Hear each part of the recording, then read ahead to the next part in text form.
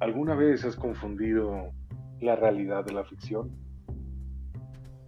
¿Te has preguntado si los cuentos de niños son fábulas para asustarnos cuando éramos pequeños o en realidad son hechos reales que alguna vez pasaron? ¿Has escuchado hablar de Alicia en el País de las Maravillas? Si es así, quédate con nosotros, toma una taza de café y bienvenidos a Radio Negro. Radio Negro platicando sobre Alicia en el País de las Maravillas, amigo. Esta obra que tiene diferentes versiones, libros ilustrados, libros únicamente textuales, obras de teatro, musicales. Tal vez la más famosa sea la versión de Disney. Sabemos, Mafia, que esta fábula o este cuento pues empieza en lo que es la época victoriana, esta época donde aún existían y siguen existiendo, ¿no? Los reyes, las reinas, ¿no? La parte de la monarquía. Entonces es muy interesante cómo hay varios mensajes en este cuento, en esta película, esta fábula, que lo podemos encontrar, como tú dices, en diferentes presentaciones. Claro que hasta está la más nueva del 2010, que Tim Burton también participó ahí, o estuvo ahí este personaje muy característico, se me fue el nombre. Johnny Depp, el sombrerero loco. El sombrero loco. Oye, entonces, te quiero plantear la primera pregunta. ¿Es un cuento? ¿Es una novela? ¿Es una fábula? Yo siento, Mafia, que esto es más una fábula que terminó siendo un cuento. Se hizo larga, ¿no? Se hizo muy largo, ¿no? Como que empezó con algo muy cortito, algo muy... Porque hay temas muy cruciales, ¿no? En la película, en el libro, tales como una niña, principalmente esta Alicia, que se encuentra aburrida con su hermana debajo de un árbol y ve una liebre, y esta al estar aburrida la persigue, ¿no? Y empieza ahí toda la trama, ¿no? Y te preguntas por qué persigue a la liebre, estaba aburrida realmente, quería hacer otra cosa, porque hay una liebre que está hablando, diciendo que tiene prisa y que tiene que llegar a tal lado, o es lo que solamente Alicia vio, porque su hermana no la siguió a ella. O sea que hay características de cuento desde el principio, ¿no? Bueno, y se me ocurren dos formas de aproximarnos a esta obra. Una puede ser viendo el contenido de la misma, digamos, la lectura de la misma, no tanto como que platiquemos un resumen, sino revisar el texto o revisar lo que hay alrededor del texto. El autor, la era victoriana, como mencionaste, en la que él se encontraba, los valores de la sociedad en aquel entonces. ¿Cómo te gustaría abordarlo? Yo siento que podemos tocar los hechos que todos recordamos. Hechos como capítulos, ¿no? Como flashbacks. Como esos flashbacks. Vamos a suponer cuando entra al árbol. Entra al árbol y se va cayendo, ¿no? Va cayendo. Muy profundo. Muy profundo. Y este lapso, esta caída, dicen que representa como que el inicio de la etapa hacia todos los sentimientos que entramos nosotros al entrar en la pubertad. Esta mezcla de sentimientos como es la tristeza, la alegría, el enojo,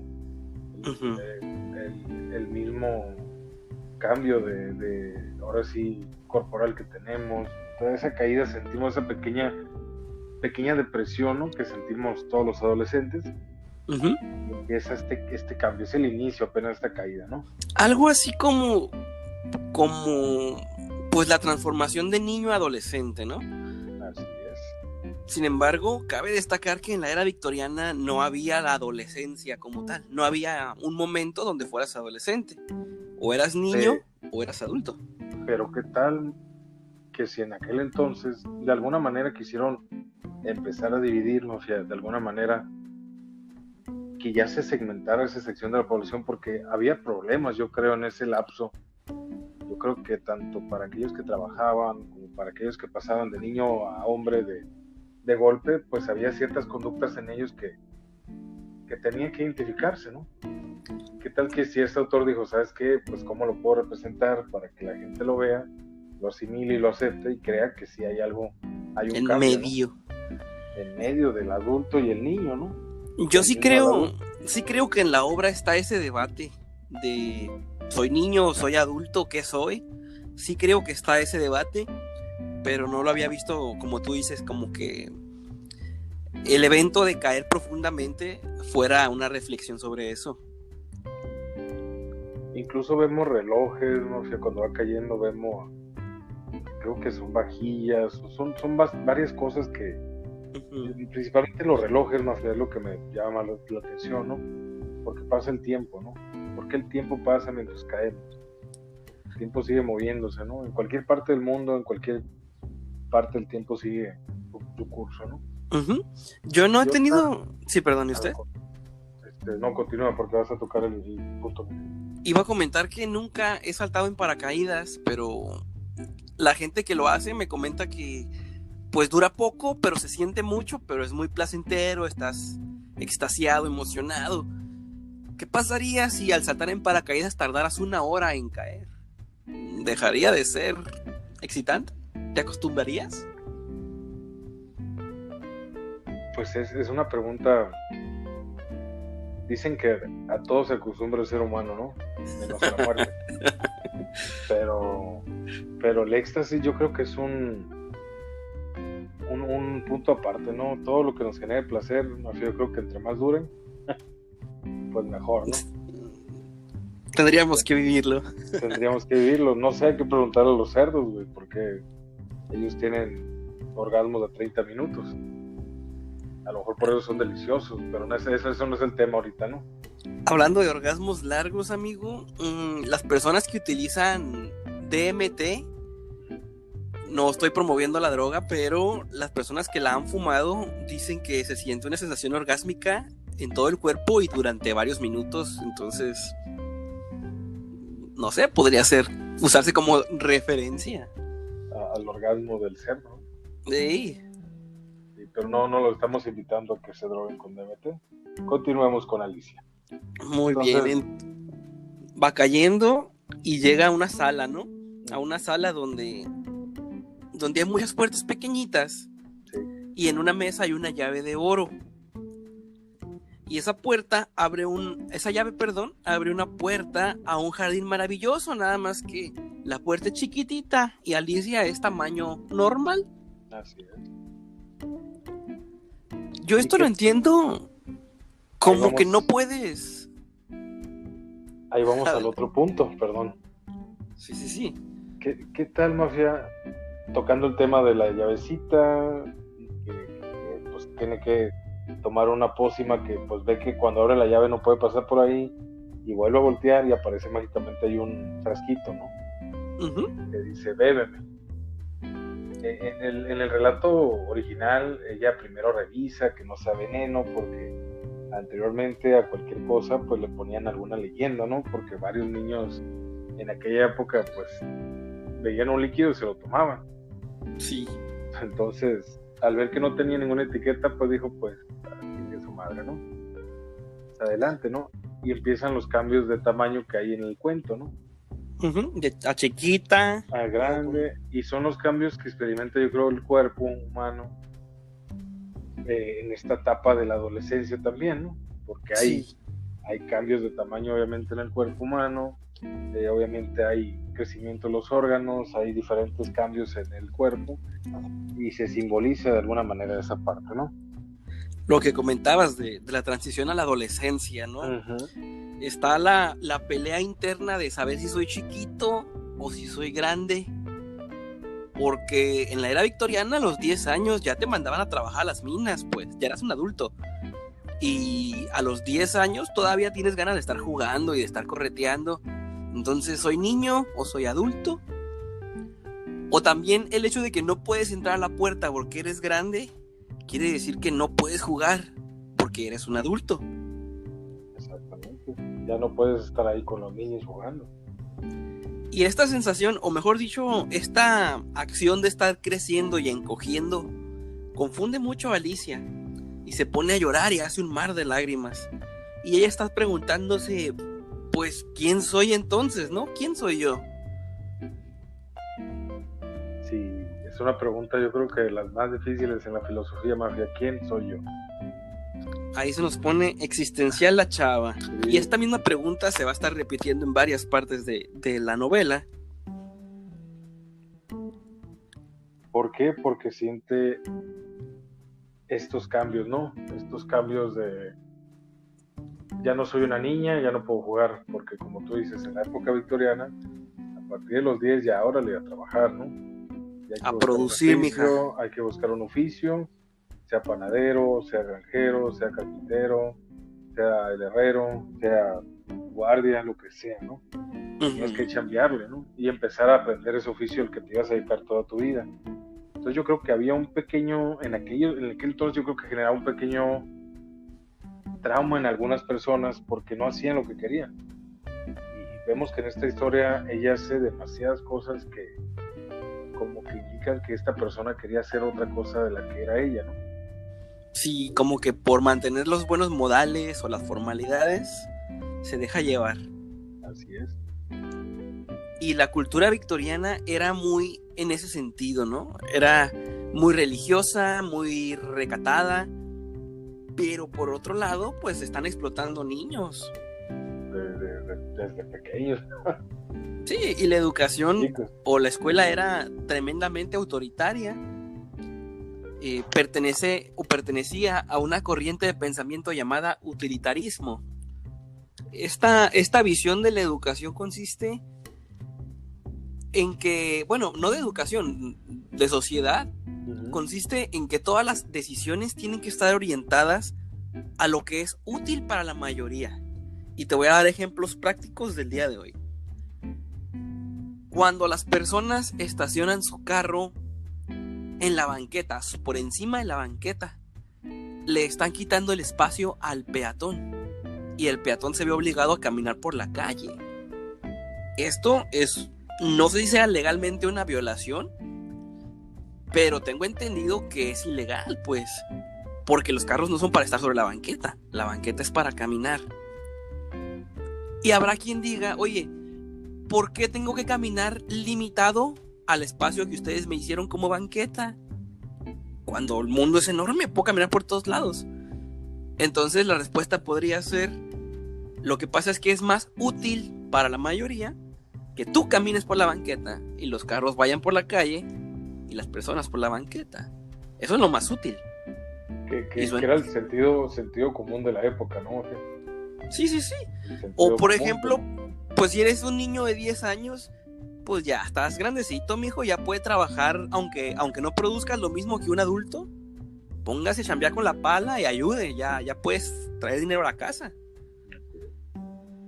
Y toda la educación iba en esa línea, ¿no? En produces o eres útil o no eres útil.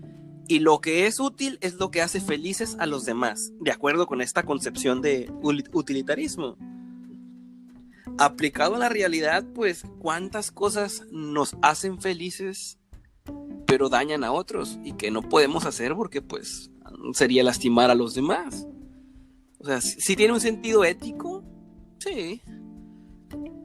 Pero ahí entra el choque de Alicia. Ahí entra el choque en quiero ser útil, pero todavía no quiero ser útil, pero voy a ser útil, y si no soy útil, ¿qué va a pasar conmigo? Y entran estos personajes nuevos a del cuento, ¿no? La fábula. Y recuerdo que hay un gato grande. El gato, antes de llegar al gato, vamos a hablar poquito de este capítulo tan divertido donde todos los animales y Alicia están mojados por las lágrimas de Alicia. Ajá. Y en la película Disney están corriendo alrededor de una fogata para secarse. Sí. Pero las olas del agua los mojan cada minuto. Así es. Y la pregunta aquí sería, ¿está siendo útil lo que estamos haciendo? O sea, es una parodia o mofa de la sociedad victoriana. Realmente es inútil estar corriendo, pero todos creen que estamos haciendo lo que es bueno para los demás. Incluso hubo un pájaro que organizó un concurso de salir corriendo a ver quién se seca primero. Pero, o sea, ¿Por qué? Un absurdo, ¿no? Un absurdo. Pues porque si tú corres para un lado y yo corro para otro, a ver quién se seca primero. A ver quién se puede secarse. Ajá. Y pues, te digo, es un absurdo porque se están mojando mientras corren. Entonces, híjole. Ahí vemos cómo la sociedad seguía líneas, patrones y reglas de tal manera que no importaba lo demás. Si eras impactado, así lo tenías que hacer y así era. Bien. Y Por despuesito, ajá. Vamos a suponer que secarte es el hecho pues más cuerdo, Más lógico. más lógico al estar mojado, ¿no? Tienes que secarte. Sin importar que esté lloviendo afuera, tú tienes que secarte. Entonces no sé si represente la lluvia, que en aquella época o en aquella ciudad, pues posiblemente también llovía mucho, Mafia. Y alguna vez vieron correr a la gente para secarse, pero estaba lloviendo afuera y dijeron, no, pues qué cura está esto, ¿no? El clásico, si corres también llueve, ¿no? Así es. Pero si corres llegas más rápido a tu casa o al lugar al que vayas y te proteges de la lluvia más rápido, por lo que en teoría te mojará durante menos tiempo. Bien. Así que igual. No es que estés menos mojado porque la misma densidad del agua pues, está distribuida en todo el plano donde estás caminando y pues te vas a mojar de la misma manera, ¿no? Solo el tiempo que te mojes se reduce, más no la cantidad de agua que tienes en el cuerpo. Correcto, aunque si consideramos el factor cantidad de agua por segundo, pues sí te mojarías menos si corres. Bueno, regresemos. Por menos tiempo solamente. A menos tiempo y el mismo flujo.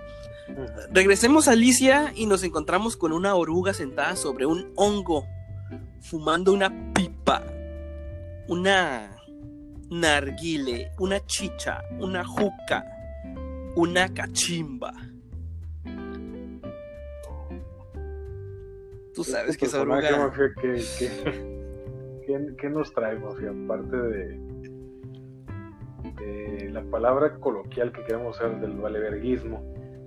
Primero nos trae enojar a Alicia con ciertos tipos de preguntas que le hace, ¿no?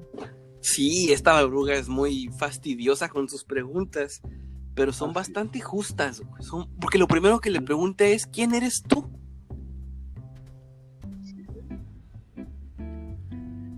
Iba a decirte que el dato curioso, en la novela original no tiene nombre la oruga, pero en la versión de Disney del 2010 se llama Absolem y mide 7 centímetros. Absolem. No tengo idea qué signifique, pero ahí está el dato. Le pregunta a Alicia, oye, pues ¿quién eres tú? Y Alicia no le puede no contestar. Le dice que con tantos cambios ya no está muy segura ni ella misma. Pues no, claramente no está a gusto pero, ella, ¿no? No, pero Alicia también es como contestona, pero contestona no grosera, sino contestona sin prejuicios.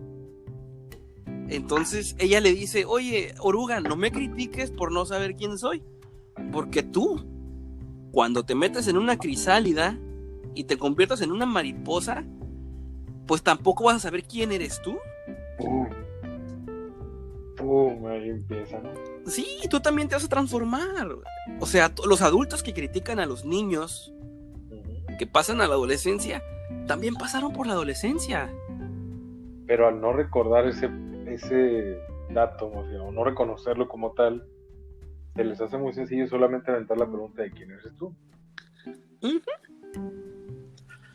Y aquí es donde la oruga le pide a Alicia que recite un poema. Este poema no sale en la versión animada ni en las versiones live action, únicamente en las versiones, pues en la novela original. No sé si tengas disponible el poema por ahí para recitarlo, Vela. Vamos a ver. Ahorita lo tengo. Sí, comentarle mientras a la audiencia. La oruga le pide a Alicia, digamos que cuando no le gustó la respuesta de Alicia, la oruga le dijo, a ver, recítame aquel poema que a todos nos gusta. Este poema no es un poema real, es un poema que Lewis Carroll inventó para la novela de Alicia, ¿sí? Para que tampoco se cansen buscándolo. Está en el Aquí capítulo te vamos, 5 bien. por si alguien lo quiere leer. Uh-huh. Sí, ya aquí lo tengo. Estaba buscando el capítulo nada más. Vamos a empezar. En ese momento Alicia cruzó los brazos y empezó a recitar este siguiente poema. Ha envejecido, padre Guillermo, dijo el chico, y su pelo está lleno de canas. Sin embargo, siempre hace el pino. ¿Con sus años aún tiene las ganas?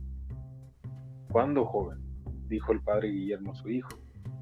No quería dañarme el coco, pero ya no me da ningún miedo, que de mis sesos me queda muy poco. Muchas gracias, Vela. Va a continuar con el... Pero es que está un poquito largo. Bastante largo, ¿no? Vamos a cortarle ahí, pero sí, son 5 párrafos ahí, pero ya está. Lo que sí quería, porque sé que muchos de la audiencia no van a leer el libro, pero van a tener la curiosidad de ese poema. En ese sentido va el poema de un niño que le pregunta cosas a su abuelo, a su padre, y el padre le contesta de una forma un poco pasivo-agresiva, pero aquí el simbolismo está en que la oruga es lo lógico, lo racional, la duda y la paciencia, y Alicia no está siendo ni tan lógica, ni tan racional, ni tan paciente. Incluso vemos que cae, como dije al principio, como ese personaje que le vale madre, pero a la vez, ¿por qué? Porque ya vivió ciertas cosas, ya vivió su momento, o está en su momento. A lo mejor la crisálida que se va a convertir más le podría ser el ataúd que lo va a llevar al más allá, porque pues obviamente antes también esta parte de la religión creían que los ángeles venían por ti y llegaban al cielo, ¿no? Sí, alados. Entonces esta parte de que una mariposa salga a la crisálida era muy visto, que también que representaba que había paz en el muerto, que si había mariposas, los cuerpos era signo de paz. Entonces podría relacionarse con ese paso, ¿no?, a la muerte.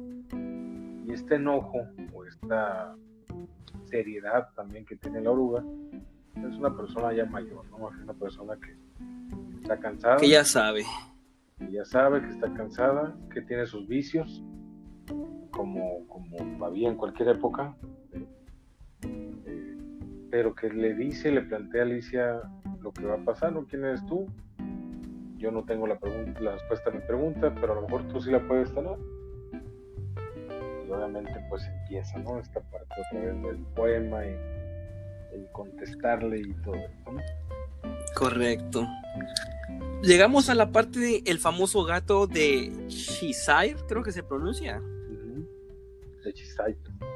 Es el gato sonriente, siempre está sonriendo y aparentemente el gato es incorpóreo, desaparece, pero su sonrisa permanece enigmática. Este gato más que solamente aparece y desaparece en ciertos momentos, ¿no? Sí. Muy crucial. Pero ¿cómo podemos decirlo, no? Siento que es esta parte surreal de los pensamientos más vagos que tiene Alicia a lo mejor en su momento, ¿no?, en su cabeza. Porque una manifestación de su subconsciente, tal vez. Ajá, una manifestación. O de su yo superior. Pero también, Mafia, lo dibujan muy acorde. Me acuerdo del cuento, lo describen con esta sonrisa alargada, llena de colmillos, muy acorde a la época de su tiempo, ¿no?, al arte de la época de su tiempo, ¿no? Porque era una representación viva de lo que podría ser la locura, el surrealismo, la fantasía y lo que no podemos ver con los ojos netamente, ¿no?, como que propiamente, así como. Yo de niño no confiaba en ese gato, me daba mala espina, un poco de temor me daba. No sabía si era amigo o enemigo. Pues como ya ves que habla con paradojas, ¿no? Empieza a hablar como con paradojas, se ríe, empieza a sonreír, hace preguntas también. Pero cuando desaparece con esa sonrisa es donde dices tú, ay, bueno, pues no. Sí. Confiaré en él. Este gato nos lleva a uno de los momentos más intensos de la novela, amigo, que es cuando ya Alicia está jugando con la reina de las cartas a un juego de croquet. Aparece el gato y el rey pregunta ¿de quién es ese gato? Ya lo presentan al gato y el rey le levanta la mano para que el gato bese su anillo. Pero como el gato se rehúsa, llama a la reina y la reina ordena que el gato sea decapitado. El problema es que no lo pueden decapitar, amigo. No, porque es que el gato, exactamente, córtenle la cabeza, pero no es un gato con cuerpo, es la pura cabeza del gato flotando en el espacio. ¿Cómo le van a cortar entonces o cómo lo van a decapitar? Y digamos que este dilema de la decapitación es como una burla a la autoridad. Que tus leyes no se pueden aplicar a mí, o tus exigencias no las puedo no cumplir y no hay consecuencias. El gato rizón, me siento. El rizón. El rizón. Pero ¿cómo puedes matar a algo, Mafia, que no está en este plano como tal, ¿verdad? Por eso le decían el gato rizón, ¿verdad? Solamente aparecía y desaparecía a voluntad propia. Uh-huh. Entonces yo me preguntaba por qué la reina, o sea, ya de alguna manera ya lo había conocido antes, ¿no? Porque está en el mismo plano, en el mismo mundo, universo. Yo creo que no la primera vez que el gato aparecía con la reina y la reina mandaba a pedirle cortar la cabeza. Uh-huh. Por el coraje, por como ella, al ser la reina, pues la autoridad pues nunca pudo hacerle nada. Y en realidad te preguntas, ¿sí quiso ayudar a Alicia o no quiso ayudar a Alicia? ¿O este personaje es totalmente neutro? Un agente libre. Un agente libre solamente. Él hace lo que quiere, lo que le plazca. Lo comparabas con el personaje de la locura, ¿no? El loco en el tarot, la carta cero. Es que hay más locos. Pues representa al alma indomable, libre de ataduras. Y este gato, aunque sí tenía una dueña, pues hacía y deshacía lo que quería. A partir de aquí, amigo, hay un capítulo que no aparece en las películas de Disney, en ninguna de las versiones, solamente en la novela. Y es cuando van a conocer a una tortuga. Porque, de hecho, la dueña del gato la dueña del gato y Alicia tienen una conversación muy larga. Y sobre cada cosa que dicen, la dueña le dice a Alicia: la moraleja de esto que acabamos de decir es tal. La moraleja es esto. La moraleja es lo otro. Y esto es muy interesante porque en la era victoriana, los libros para niños siempre eran fábulas con moraleja. Eran libros muy didácticos, muy educativos. No eran libros divertidos, eran libros para aprender algo. Entonces, de alguna manera, Lewis Carroll quiso hacer mofa de todas estas moralejas, de todas estas costumbres. Y la auténtica moraleja de lo que comentaba la dueña del gato con Alicia es que el amor hace girar al mundo y que seas lo que quieres parecer ser. Le proponen también que vayan a conocer a una tortuga para escuchar la historia de su vida. Y la tortuga cuenta recuerdos de su infancia bien aburridos y hasta que se dan cuenta que no tiene caso, ¿no? Después de eso... Sí, perdón. Es adelante. La famosa... Le decían la tortuga artificial. Ah, la falsa tortuga, sí. La falsa tortuga, porque tenía cabeza y manos de vaca, ¿no? O de vaquilla, decían como un tipo de bestia combinada, ¿no? Sí, era un grifo, ¿cómo los llaman? Sí, quimera. Una quimera, ¿no? Uh-huh. Esta tortuga también, Mafia, haciendo así como que un intro a lo que viste, estudiaba también, ¿no? O tuvo sus estudios. Como tipo parodia, ¿no? Que le cuenta Alicia, algo así, estaba leyendo el otro día, Ujú. de algunas cositas que él ve como el escribir, la historia, el agua, perdón, el habla y algunas otras cosas que él va aprendiendo, ¿no? O la tortuga va aprendiendo.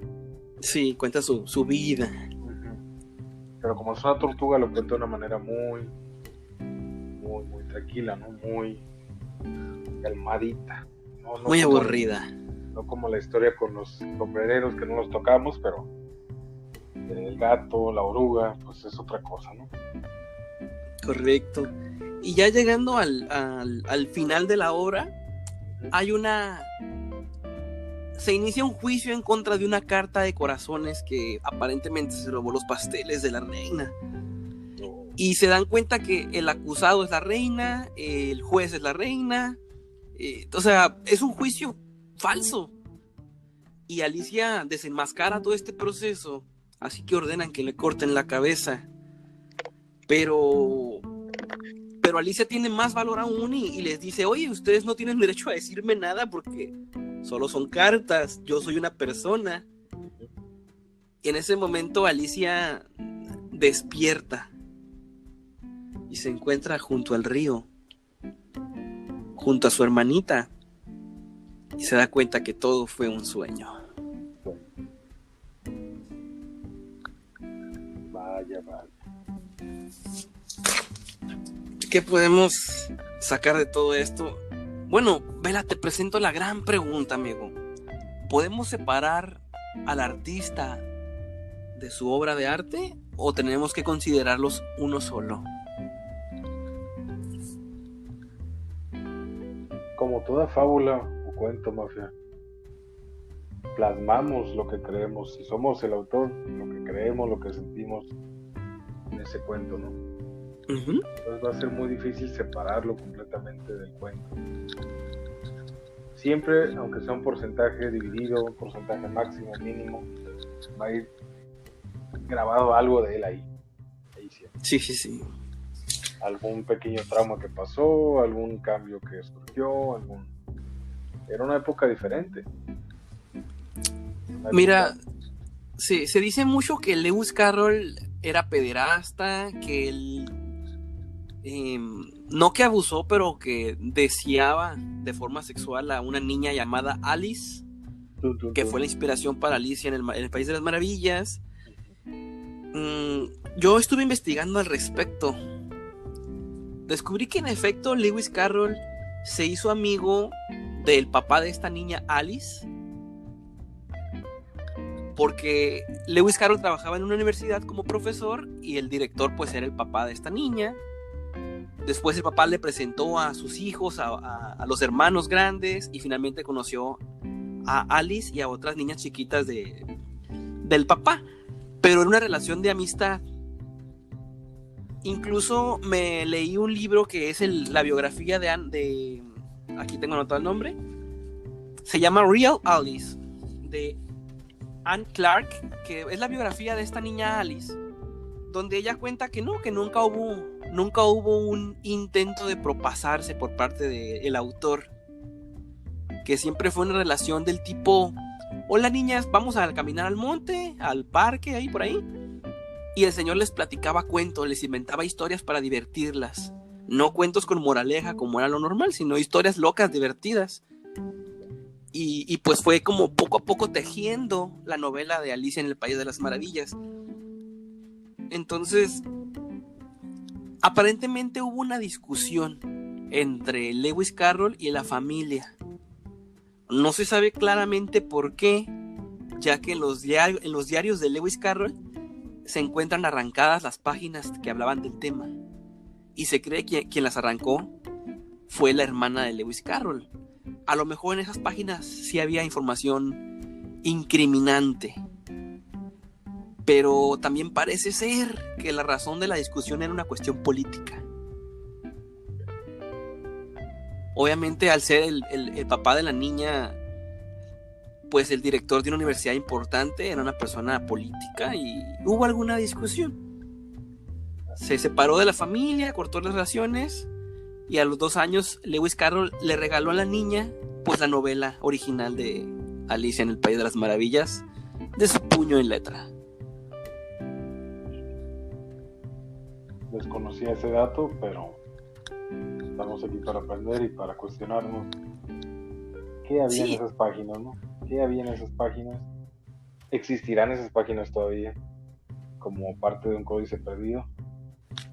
yo creo que es 99% seguro que esas páginas ya no existen. Pero la misma Alice dijo que, o sea, ella contó en varias ocasiones que no, nunca hubo un intento de. Es posible, mi querido Vela, que Lewis Carroll haya pedido la mano de la niña. Eso sí lo creo posible, Y pese a la que el diferencia de papá, edades. y que el papá haya tomado la Ajá, decisión de mejor, ¿sabes qué? No se puede. Adiós. correcto. Y bueno, pues sería injusto juzgarlos con los valores actuales. Desconozco las edades para matrimonio en aquella época. Y pues si el vato pidió la mano y le dijeron que no y respetó eso, me parece excelente. Y siguió con su vida y solamente entregó la novela hecha por su puño y letra al libro. Correcto. Otro elemento que no muchos saben es que durante la vida de Lewis Carroll también fueron contemporáneos Sigmund Freud y Carroll. Entonces, el psicoanálisis había empezado a tomar ahí cierto realce o había iniciado. De hecho, comentan que la oruga es un símbolo del freudismo, ¿no? ¿Del qué, perdón? Del freudismo. Es que está Freud en aquel entonces. Freud. Ajá. El freudismo, porque empieza ese psicoanálisis. A cuestionarla, ¿no? Ajá, porque la oruga pregunta precisamente esa parte de quién eres tú. Entonces empieza este tema de la psicología, de la filosofía. Entonces hay varios elementos como que son de Freud, ¿no? Entonces Sí. es interesante también cómo de alguna manera influyen todos los elementos de la época en una novela completa. Y también ya más, digamos, su influencia actual, o no tan actual, pero un poquito actual. En los 60 se consideraba que la obra promovía el uso de las drogas, ¿no? Por esto de que Alicia toma diferentes sustancias, la oruga fumando cosas raras en la shisha, sus visiones alucinógenas, un argumento surrealista, hongos misteriosos por todos lados. No se sabe si Lewis Carroll era drogadicto, pero se sabe que llegó a consumir una variación de la shish para controlar sus problemas de ansiedad. Okay. Que de alguna manera está la bonga ahí, ¿no? Una bonga ahí con la oruga. Sí. Pues representa ahí también posiblemente la manera en cómo se relajaban. Y otro dato muy curioso, que es el último que tengo para ti, amigo, es que la película de Disney animada es de 1951 y se hizo utilizando unas técnicas de acuarela para los escenarios, por eso son especialmente bonitos.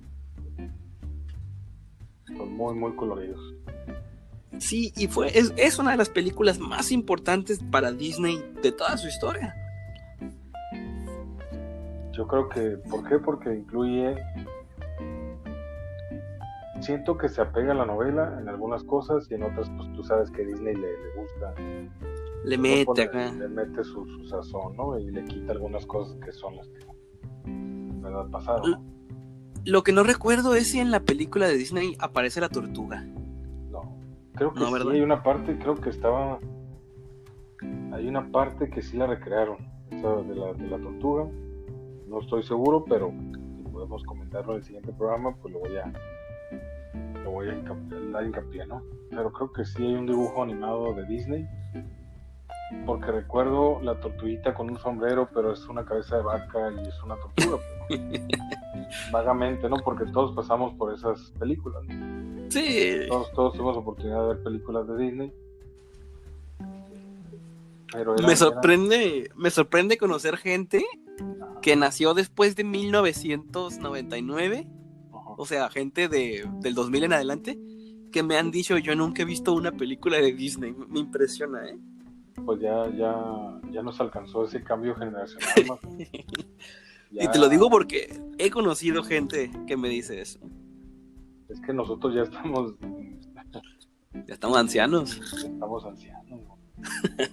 Yo creo que Mi ahí querido... nos tocó otra época y pues ya estamos en ese gap generacional, cual no les tocó el VHS. Ni el DVD, por lo visto. Ni el DVD, nada. Puro Netflix. Mi querido Vela, ¿algo que quieras agregar al capítulo de hoy? De antemano, Mafia, nomás hacer una pregunta. Después de todo esto, ¿has confundido la realidad de la ficción? ¿Te quedas pensando realmente que todo puede ser verdad? ¿Que todo puede pasar? ¿Quién sabe? La pregunta que me llevaré este día. Excelente conclusión, amigo. Te toca cerrar el programa. Muy bien, esto ha sido todo el día de hoy en esta narrativa, en este espacio de discusión, en este espacio de filosofía en el cual tocamos el tema de Alicia en el País de las Maravillas. Espérenos pronto el siguiente viernes con otro tema nuevo, otro tema de discusión. Les agradecemos y buenos días, buenas tardes o buenas noches, dependiendo de qué hora nos estén escuchando. Esto ha sido todo en Radio Negro. Ahí estamos, 42 minutos. Córtale. Salió. Sí, no estuvo tan mal. Y creo que esta vez no se va a escuchar mi ropa en el micrófono.